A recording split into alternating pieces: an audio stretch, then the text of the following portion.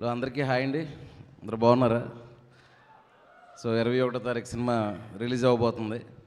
So వరుసగా వద్దాం. ఈ రోజు తాలూకా ప్రత్యేకత మన ప్రీ రిలీజ్తో పాటు మల్లెపూల పల్లకి సాంగ్ రిలీజ్ కాబట్టి సో ఈ సాంగ్ గురించి దీని గురించి ఒక రెండు విషయాలు చెప్పేసి ఆ తర్వాత ముందుకెళ్దాం. సో ఏంటంటే అండి, ఇప్పుడు నేను ఈ సినిమా స్టార్ట్ చేసిన తర్వాత ఒక సిచ్యువేషన్లో హీరో చాలా ఎనర్జెటిక్గా హ్యాపీగా పాడుకునే ఒక అయ్యప్ప సాంగ్ పాట ఒకటి కావాలి.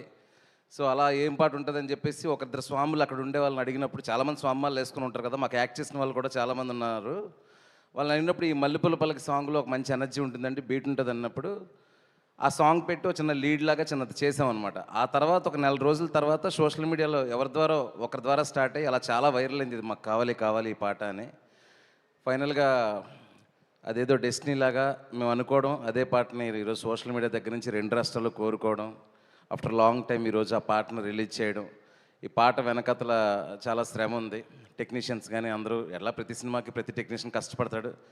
దానికంటే ఇప్పుడు ఈ పాట ఒరిజినల్ కంపోజర్స్, ఆ పాటను పాడిన డప్పు సీని గారు, వీళ్ళని పట్టుకొని వాళ్ళని పిలిచి వాళ్ళతో పాడించి, ఎందుకంటే ఒక 15 సంవత్సరాల క్రితం నుంచి ఎక్కడెక్కడో ఈ భజనల్లో వాటిల్లోని ఈ పాట జరుగుతూనే ఉంది.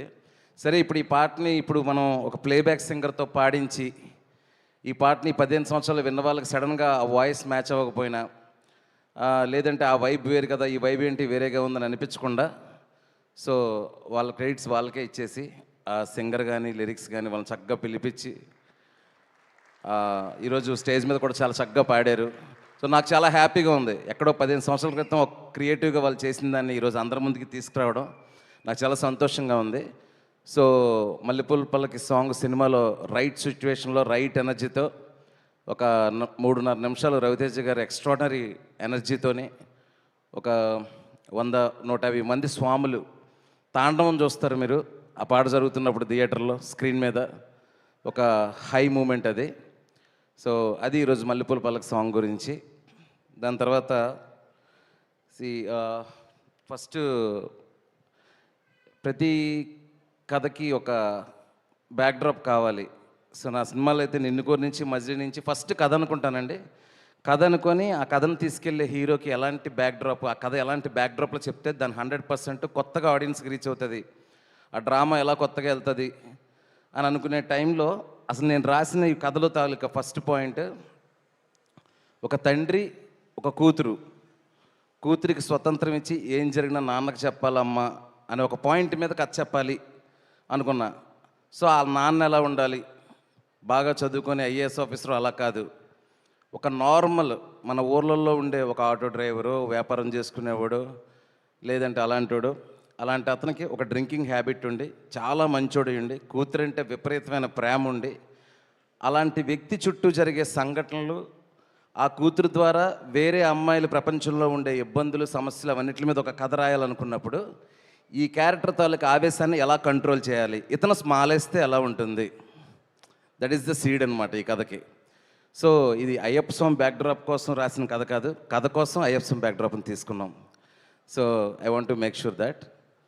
సో ఇంకోటి చెప్పాలంటే ఈ ఇరుముడి టైటిల్ ఎందుకు పెట్టాను ఏంటి అని నేను చాలా సందర్భాల్లో చెప్పాను, ఇంటర్వ్యూలో కానీ లాస్ట్ టైం భీమవరంలో కానీ చెప్పాను.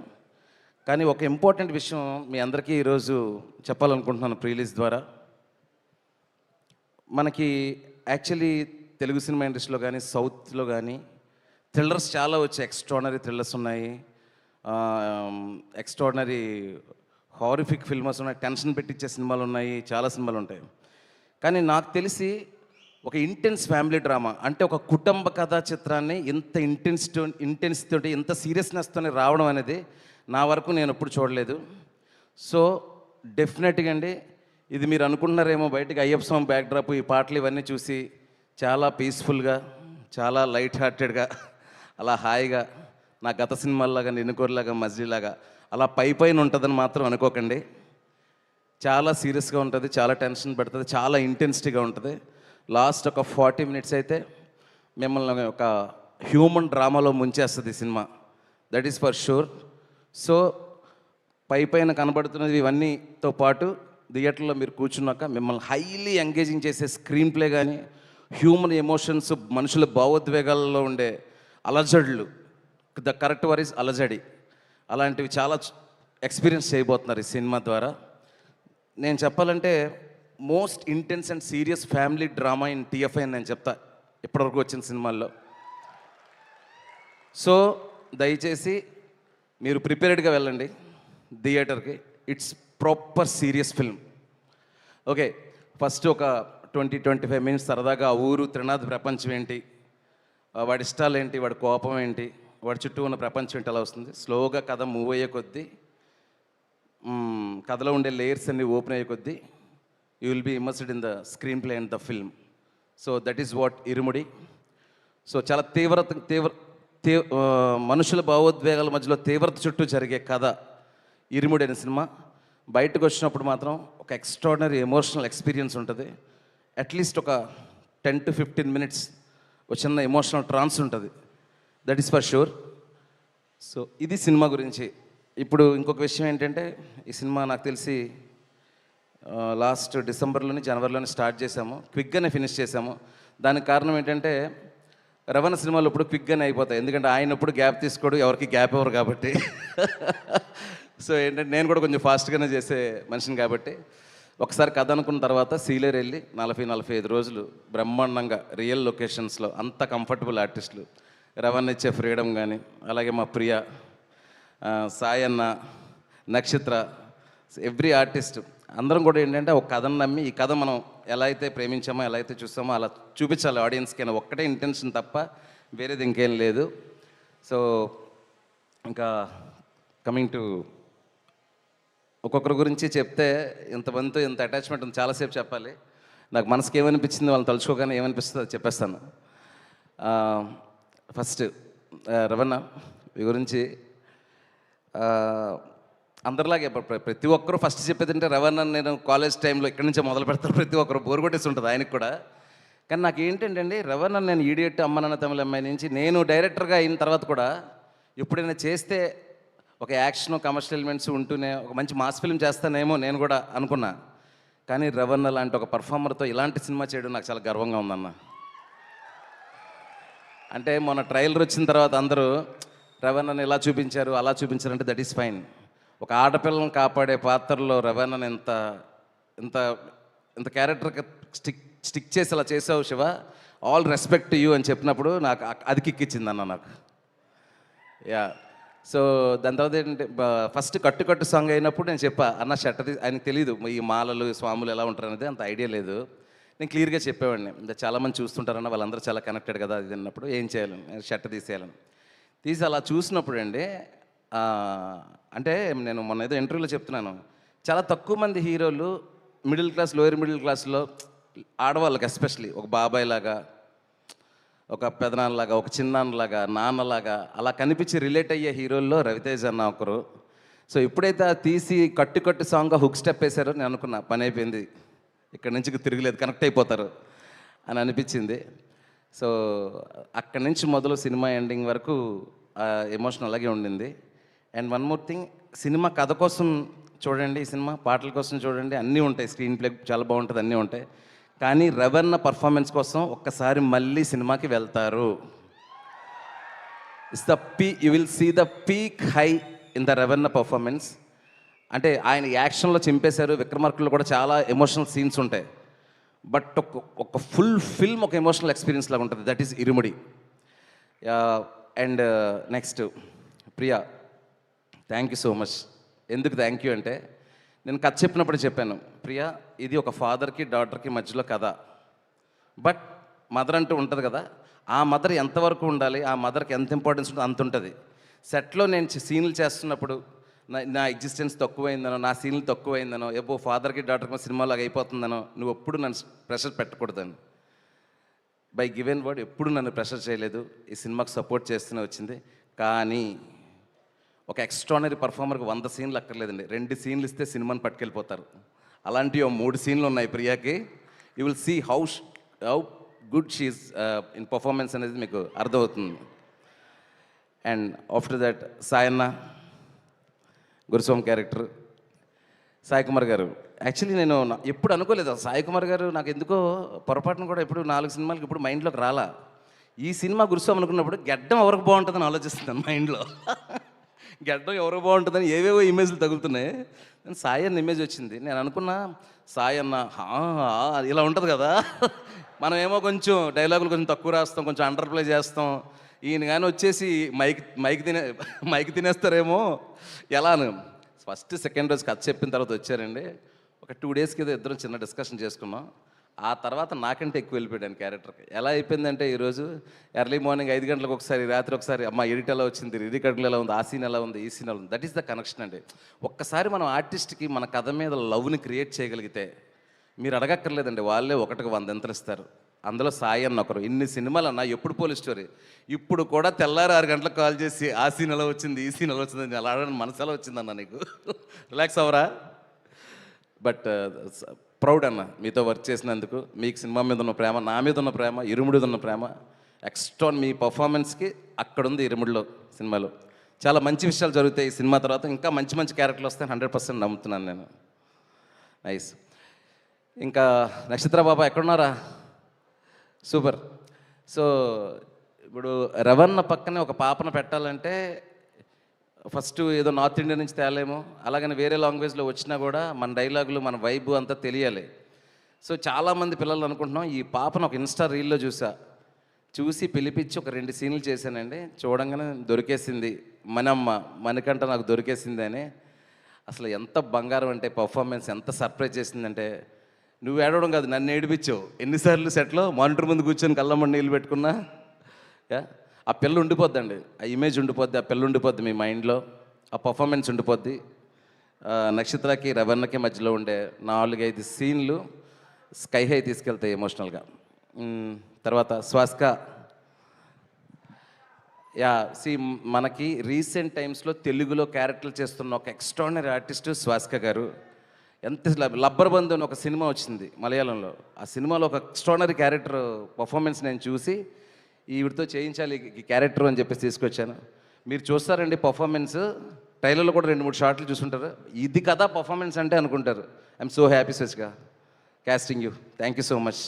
అండ్ ఇక్కడికి రాలేదు రమేష్ ఇందిరా గాని, ఒక ఎక్స్ట్రాడినరీ టాలెంటెడ్ పర్ఫార్మర్ ఒక ఆయన ఈ సినిమాలో చేశారు, కన్నడ ఆర్టిస్ట్. ఆయన పర్ఫార్మెన్స్ కూడా చాలా బాగుంటుంది. దెన్ అజయ్ ఘోష్ గారు. నా మొత్తం ఇందాకన్నాను కదా ఇరుముడి సో సీరియస్ ఫిల్మ్ అని, మొత్తం సీరియస్ ఫిల్మ్ నాకు సెట్లో కామెడీ ఏంటంటే అజయ్ అన్నతోనే నాకు రిలీఫ్. ఫస్ట్ అంతా మనసులో తిట్టుకుంటాడు, బయట ఏమో పొగుడుతున్నాడు అనుకునేవాడిని. లేదు, నా మీద నిజంగానే అభిమానం, ప్రేమ ఉంది.